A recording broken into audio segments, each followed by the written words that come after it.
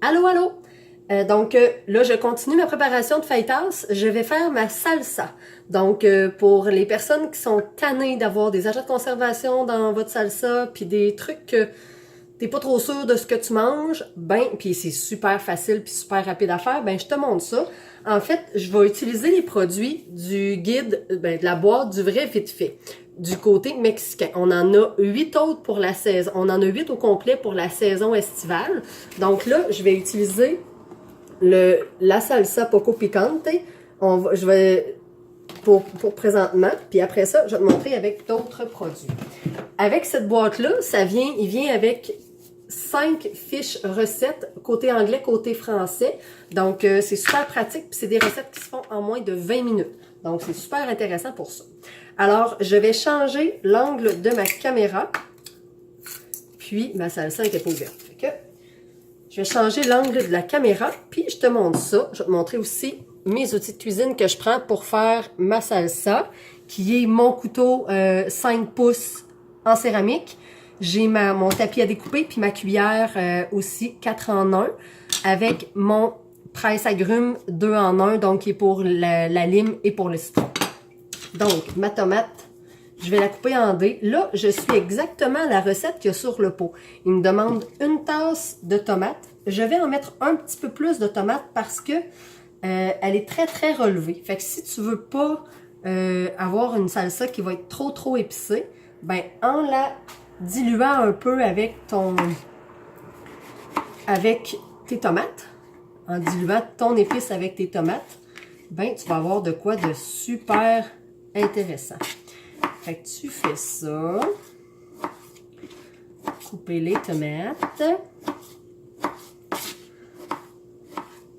On a besoin de choses, de trucs rapides pour la cuisine. Au-delà de l'acheter à l'épicerie, au moins, tu peux te faire de quoi de santé, de sain, de bon pour ta famille, puis de délicieux en même temps. C'est ça qui est intéressant.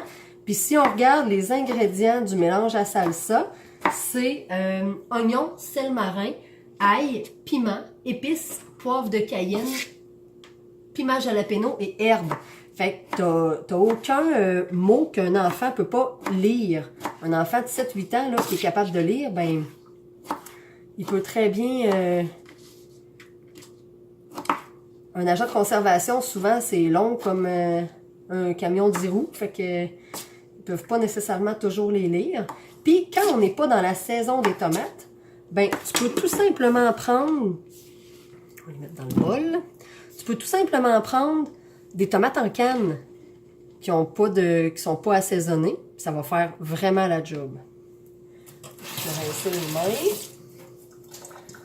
Puis, on va utiliser le citron. On va en mettre juste un trait.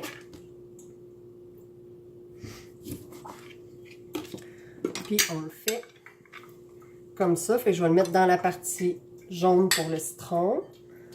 Et on y va comme ça. Ça splash. Puis, la recette demande 2 cuillères à table. Fait qu'allons-y, allons-y gaiement. Vous voyez là, tu vois, c'est tout séché. Fait que là, quand tu l'as fait, ta salsa, tu peux la faire à l'avance pour que tes épices, ils se mélangent. Pour que tes épices, ils s'hydratent puis qu'ils se mélangent tout comme il faut. Ça fait une salsa qui est un petit peu plus en morceaux. Tu pourrais décider de la faire chauffer si tu veux. Mais, fait que ta salsa, après une quinzaine de minutes, là, tu remélanges tout ça.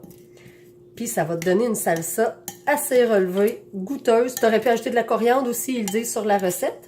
Mais là, on fait... Et voilà, c'est pas plus compliqué que ça.